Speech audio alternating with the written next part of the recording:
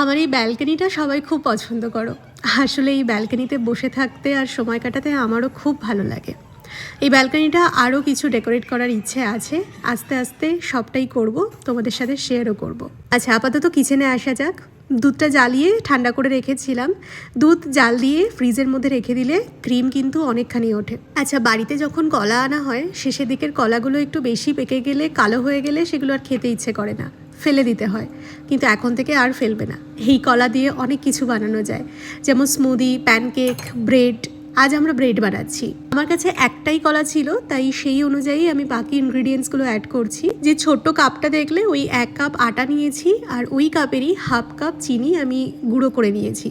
সাথে দিয়েছি হাফ চামচ বেকিং পাউডার আর 1/4 চা চামচ বেকিং সোডা, সামান্য একটু নুন দিয়ে আর দুধ দিয়ে একটা ব্যাটার বানিয়েছি। ব্যাটারটা খুব একটা ওভার মিক্স করা যাবে না, একটু ফোল্ড করে করেই হালকা মিক্স করে নিলেই হয়ে যাবে। এরপর এটাকে কেক টিনে ট্রান্সফার করব, আর উপর থেকে একটু কুচনো বাদাম দিয়ে দিচ্ছি। আমার কাছে কিছু চকো চিপস ছিল, সেগুলোও ছড়িয়ে দিলাম। আমি মাইক্রো ওভেনে বানাচ্ছি। ওভেনটা অলরেডি আমি প্রি হিট করে রেখেছি। টেম্পারেচার 170 ডিগ্রি সেলসিয়াসে রেখে আমি 17 মিনিট বেক করব। তারপর ওটা বাইরে বের করে ঠান্ডা হতে দেব। ঠান্ডা হয়ে গেলে তবে আমি আনমোল্ড করব। এই ধরনের কেক বাড়িতে বানালে ব্যাপারটা অনেক বেশি হেলদি তো হয়ই, আর আমার মনে হয় বড় থেকে বাচ্চা সবারই এটা খুব পছন্দ হয়। বড়দের জন্য চায়ের সাথে এরকম কেক সার্ভ করলে কিন্তু বেশ মজাদার লাগে ব্যাপারটা।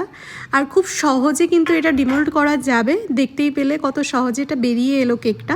আমি শুধু কেক টিনের ওপর তেল গ্রিজ করে ওপর থেকে একটু শুকনো আটা ছড়িয়ে দিয়েছিলাম, ব্যাস। কেকটা আমার একদম রেডি হয়ে গেছে। কতটা সফট আর ফ্লাফি হয়েছে সেটা তো দেখেই বুঝতে পারছো। আর উপরে বাদাম দেওয়ার জন্য একটা ক্রাঞ্চিনেস ব্যাপারও আসছিল। বাই দ্য ওয়ে, এই রেসিপিটা কেমন লাগলো কমেন্ট করতে ভুলো না। বাই।